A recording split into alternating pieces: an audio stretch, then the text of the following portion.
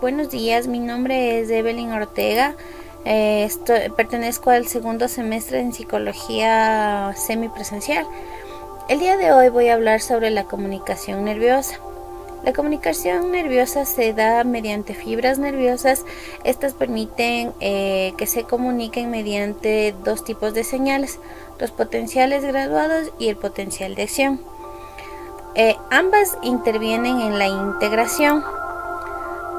Las células nerviosas y musculares en percepciones y actividades motoras. Potenciales graduados por lo general se ve en comunicaciones a corta distancia. El potencial de acción se ve en comunicaciones cercanas y lejanas dentro del cuerpo humano.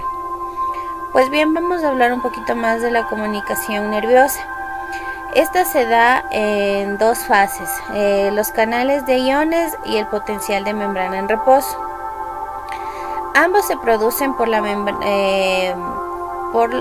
la membrana de las neuronas contiene diferentes canales de iones. Estos se abren y cierran en respuesta a estímulos específicos. Por ejemplo, los canales de iones existen 4 tipos. Los canales positivos, los canales dependientes de ligando, los canales activos mecánicamente y canales pendientes de voltaje. Bien, vamos a especificar, vamos a dar un pequeño concepto de los canales de iones.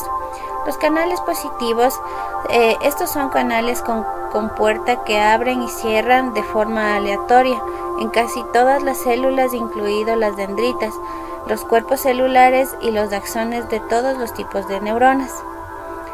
Canales dependientes de ligando. Los canales son con compuerta que se abren en respuesta a la unión del estímulo ligando. Esta es una sustancia química. Las dendritas de algunas neuronas sensitivas como receptores del dolor y dendritas y cuerpos celulares en interneuronas y neuronas motoras.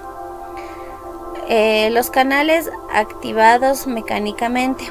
Canales con compuerta que se abren en respuesta al estímulo mecánico como tacto, presión, vibración. Dendritas en algunas neuronas sensitivas como receptores del tacto, presión y algunos del dolor. Los canales dependientes de voltaje. Estos tienen los canales con compuerta que se abren en respuesta a un estímulo de voltaje, es decir, el cambio de potencial de la membrana. Vamos a seguir hablando del potencial de membrana en reposo. Esta es la consecuencia de la pequeña acumulación de iones negativos en la superficie interna de la membrana y la comunicación semejante de iones positivos en la superficie externa de la membrana. Cuanto mayor sea la diferencia de cargas a través de la membrana, mayor será el potencial de membrana. Bien, vamos a especificar un poco lo que son los potenciales graduados. Los potenciales graduados es una pequeña derivación del potencial de membrana que hace que ésta se halle más polarizada o menos polarizada. Existen dos tipos, el potencial graduado hiperpolarizante y el potencial graduado despolarizante. Bueno, comenzaré explicando un poquito lo que es el potencial graduado hiperpolarizante. Este se da cuando la respuesta polarizada aún más la membrana, es decir, el interior más negativo. Potencial graduado despolarizante. Cuando la respuesta toma a la membrana menos polarizada, es decir, que el interior es menos negativo. Ambas varían en amplitud, de acuerdo a la intensidad del estímulo. Su impulso va desapareciendo gradualmente a medida que se pierden las cargas mediante los canales pasivos, lo que se conoce como conducción decremental, y la suma de potencial graduado incrementa la intensidad del estímulo, es decir, la sumación. Vamos a explicar lo que es el potencial postsináptico, potenciales generadores y potenciales receptores. Potencial postsináptico. Este se origina en las dendritas y cuerpo celular en respuesta a un neurotransmisor, es decir, la sinapsis. Potenciales generadores.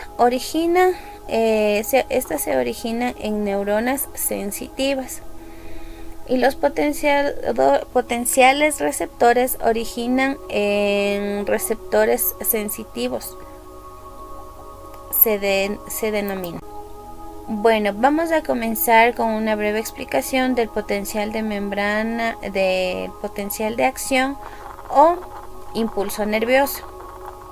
Este es el conjunto de procesos que tienen mucha rapidez y estos revierten el potencial de la membrana y finalmente lo restablecen al estado de reposo. Esta tiene distintas fases: despolarizante, repolarizante y post-hiperrepolarizante. La despolarizante es el potencial de membrana negativo, se vuelve menos negativo llegando a 0 y luego se vuelve positivo.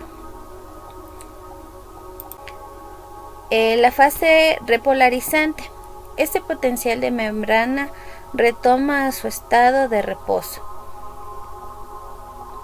Y el estado post-hiperrepolarizante, este potencial de membrana se toma transitoriamente más negativo que el nivel de reposo.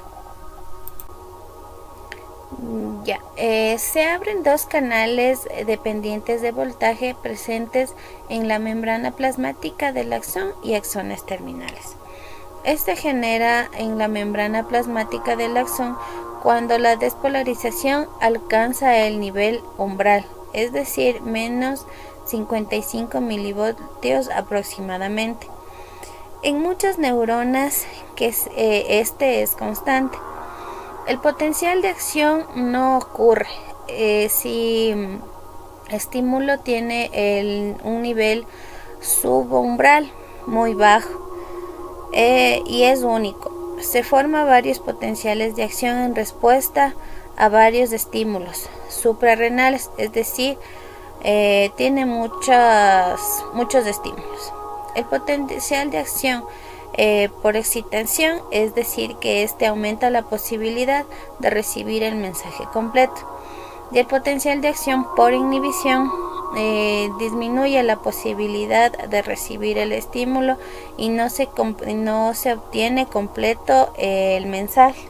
Es decir, por ejemplo, cuando es un pinchazo muy leve, a veces no se lo suele sentir, o cuando es un pequeño golpe, no se lo siente mucho al golpe, pero la piel suele quedarse un poquito roja o algo. Ese por lo general es el de inhibición.